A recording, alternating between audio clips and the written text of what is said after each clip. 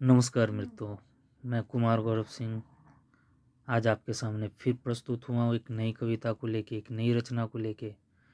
तो आज की रचना है आत्मत्राण, रविंद्रनाथ टैगोर द्वारा लिखी गई कविता आत्मत्राण। तो आत्मत्राण कविता को पढ़ने के बाद पहले या जानने के पहले हम थोड़ा बहुत रविंद्रनाथ टैगोर जी के बारे में जान लेते हैं। तो इनका जन्म 7 मई 1861 को पश्चिम बंगाल के जोड़ासांको में हुआ था। ये जोड़ासांको कलकत्ता में पड़ता है। इनके पिता का नाम महर्षि देवेंद्रनाथ ठाकुर था। इनकी प्रारंभिक शिक्षा घर पर हुई। लगभग 7 वर्ष की उम्र, या कह लें 7 वर्ष की उम्र से ही इन्होंने कविता लिखना शुरू कर दिया था। गीतांजलि के लिए इन्हें नोबेल पुरस्कार भी मिला। गीतांजलि इनकी अनुपम काव्य कृति है और इसने इन्हें विश्व विख्यात किया। गीतांजलि एक ऐसी कृति है जिसका न केवल हिंदी अनुवाद हुआ बल्कि विदेशी अन्य कई भाषाओं में इसका अनुवाद हुआ और लोगों ने इस रचना को उतने चाव से ही पढ़ा। रविंद्रनाथ ठाकुर अपनी रचनाओं में मानवतावाद को सबसे ऊपर स्थान दिए। वो कहते हैं, सुन हे मानुष भाई, सबार ओपरे मानुष सत्य ताहार ओपरे नाई। मतलब मनुष्य या मानवता के ऊपर कोई भी सत्य नहीं है। यही कारण था कि इन्होंने मंदिर, मस्जिद, मूर्ति और बाह्याडंबर से अपने आप को दूर रखा या इनका विरोध किया। इन्होंने शांति निकेतन की स्थापना बोलपुर में की, जो कि आज विश्व भारती के नाम से जाना जाता है। चित्रकला, संगीत तथा भाव नृत्य के प्रति इनका बहुत विशेष रुचि था और इन्होंने एक नई संगीत शैली का इजाद किया जिसे रविंद्र संगीत के नाम से भी जाना जाता है। अगर रविंद्रनाथ जी की प्रमुख रचनाओं की बात करें तो काव्य में गीतांजलि, जिसके बारे में हमने पहले भी चर्चा की कि यह नोबेल पुरस्कार इनको इसी के कारण प्राप्त हुआ। नैवेद्य, पूर्वी, बलाका, क्षणिका, चित्र, संध्या गीत। इनकी कहानियों की बात करें तो काबुलीवाला, पोस्टमास्टर, देशभक्त, मालादान, धन का मोह, अनाथ की दीदी, श्रद्धांजलि, छुट्टियों का इंतजार तथा हेमू। इनके बहुचर्चित उपन्यास हैं गोरा, घरे बाइरे। एक और उपन्यास है जो बंगला उपन्यास, बंगला में लिखा गया और बहुत चर्चित रहा, चोखेर बाली। इस पे फिल्म भी बनी है। रविंद्रनाथ के निबंधों की बात करें तो इनका निबंध संग्रह है रविंद्र के निबंध और एक है रिलीजन ऑफ मैन। आज की कविता है आत्मत्राण। आत्मत्राण कविता का हिंदी अनुवाद आचार्य हजारी प्रसाद द्विवेदी ने किया। यह कविता एक प्रार्थना गीत है। तो आइए शुरू करते हैं। विपदाओं से मुझे बचाओ, यह मेरी प्रार्थना नहीं, केवल इतना हो करुणा में, कभी न विपदा में पाऊं भय। दुख ताप से व्यथित चित्त हो न, दो सांत्वना नहीं सही, पर इतना होवे करुणा में, दुख को मैं कर सकूं सदा जय। कोई कहीं सहायक न मिले, तो अपना बल पौरुष न हिले। हानि उठानी पड़े जगत में, लाभ अगर वांछना रही, तो भी मैं मन में न मानूं छे। शुरुआत ही करते हैं कि विपदाओं से मुझे बचाओ, यह मेरी प्रार्थना नहीं। कवि कहते हैं कि हे प्रभु, मुझे आप विपदाओं से बचाओ, यह मेरी प्रार्थना नहीं है, केवल इतना हो करुणा में, कभी न विपदाओं में पाऊं भय।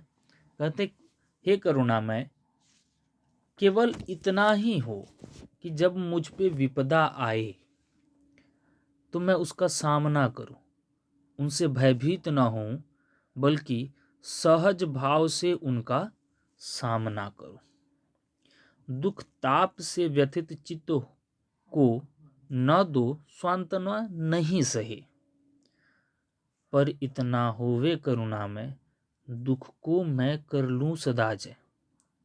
क्या कहते हैं, देखिए बहुत सुंदर पंक्ति है कि कहते हैं कि दुख के ताप से अगर मेरा मन व्यथित हो उठे, मेरा चित्त व्यथित हो उठे, इस दुख के ताप को न सह सके,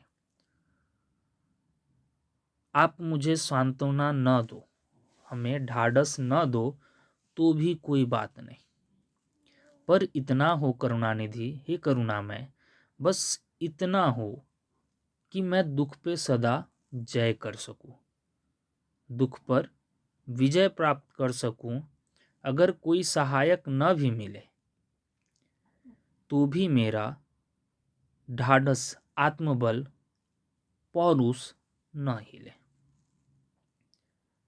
वो कवि उस शक्ति को मांगते हैं या करुणानिधि से बस यही प्रार्थना करते कि उनमें वो शक्ति रहे जिससे वो दुखों का, विपदाओं का सामना कर सके।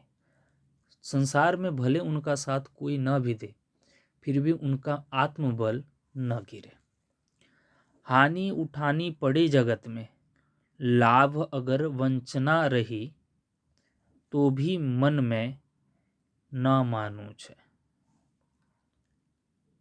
क्या कहते हैं, कहते हैं कि संसार में मुझे हानि ही उठानी क्यों ना पड़े, लाभ भले मेरे लिए कोई एक धोखा ही क्यों ना हो, फिर भी मैं इस हानि को हानि नहीं मानूंगा,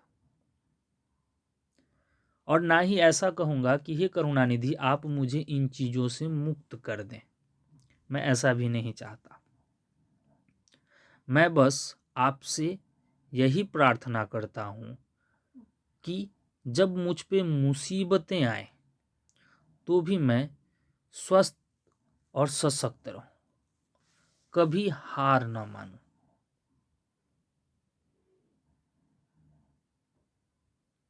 यानी मेरा कुछ नुकसान न कर सके ये, और मैं इनका डटकर सामना करूं।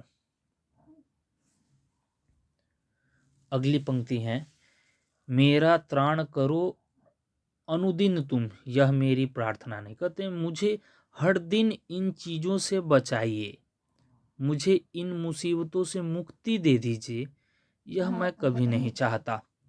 बस इतना होवे, बस इतना ही हो, तरने की हो शक्ति अना में, मेरे पास इतनी शक्ति हो कि मैं इन मुसीबतों को पार कर सकूं। मेरा भार अगर लघु कर वेफ, न दो सांत्वना नहीं सही। मेरा भार अगर लघु करके, यहाँ लघु करके होना चाहिए। कहते हैं मेरा भार अगर लघु करके न दो सांत्वना नहीं सही, केवल इतना रखुना अनुनय, वहन कर सकूं इनको निर्भय। कहते हैं कि अगर आप मेरे भार को कम न कर सके, मेरी मुसीबतों के दिन में ढाढ़स न बांध सके, तो भी कोई बात नहीं, पर हे प्रभु मेरे ऊपर आप अपनी इतनी कृपा रखना कि मैं दुखों को निर्भय होकर, निडर होकर सह सकूं।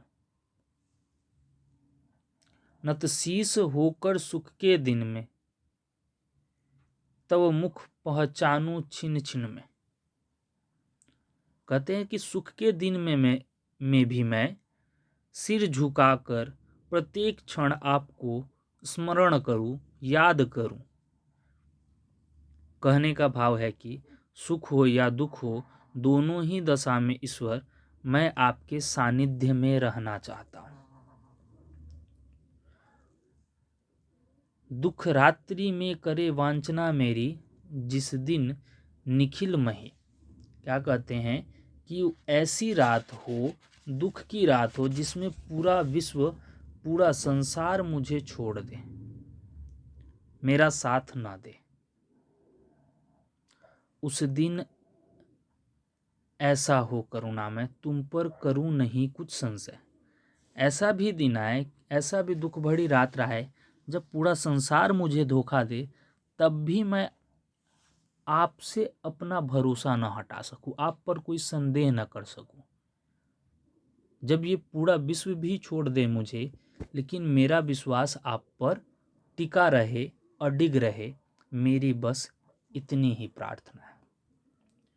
तो इस प्रार्थना गीत में या इस कविता में कवि कहते हैं कि उनको विपदाओं से बचना नहीं है, बल्कि उनका डटकर सामना करने की शक्ति भगवान उन्हें दे। उन्हें विपदाओं से नहीं बचाए, उन्हें दुख से न बचाए, उनको मुसीबतों से न बचाए, बल्कि उन्हें इतनी ताकत दे जिससे वो इनका डटकर सामना कर सके और इन पर विजय प्राप्त कर सके। धन्यवाद इस वीडियो को अंत तक देखने के लिए, और आपसे यही निवेदन करूंगा कि हमारे चैनल को लाइक और सब्सक्राइब करें, इसको शेयर करें, दूसरों तक पहुंचाएं, ताकि उन्हें भी इस वीडियो का लाभ प्राप्त हो सके। तो धन्यवाद। फिर मिलते हैं नई रचना के साथ।